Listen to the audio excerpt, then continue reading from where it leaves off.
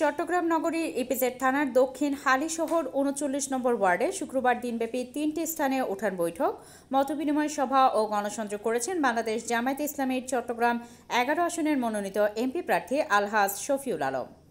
সকালে তিনি new mooring ফকির মোহাম্মদ সওদাগর রোডের হালিশহর মডেল স্কুলে অনুষ্ঠিত অভিভাবক সমাবেশে প্রধান অতিথি হিসেবে যোগ দেন।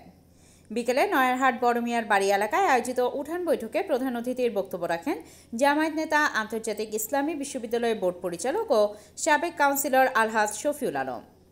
সভায় সভাপতিত্ব করেন বিশিষ্ট সমাজসেবক মোহাম্মদ নাজমুল হক খান।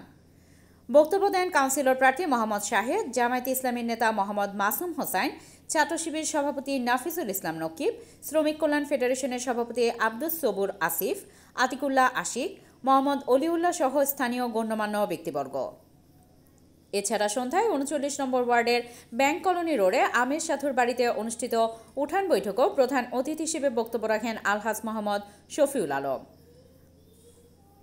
বক্তব্যে তিনি বলেন, নারী সমাজ আজ বিশ্বাস করে জামায়াতে ইসলামী আগামী দিনে ভরসা ও নিরাপত্তার প্রতীক। চাঁদাবাজি, জুলুম, নির্যাতনের বিরুদ্ধে তারুণ্যের জাগরণ আজ জামায়াতের পতাকা তলে। ন্যায়ভিত্তিক সমাজ ও আল্লাহর আইন প্রতিষ্ঠার জন্য সাহসী সংগঠনগুলোকে নেতৃত্বে আনতে হবে। তিনি আরও বলেন, জুলাই আন্দোলনের শহীদদের রক্ত বৃথা যেতে পারে না।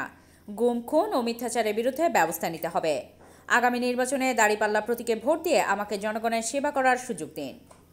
সভা শেষে প্রার্থী শফিউল আলম ইপিজেড এলাকার ভাসমান দোকানি ও পথচারীদের সঙ্গে কৌশল বিনিময় ও শুভেচ্ছা বিনিময় করেন।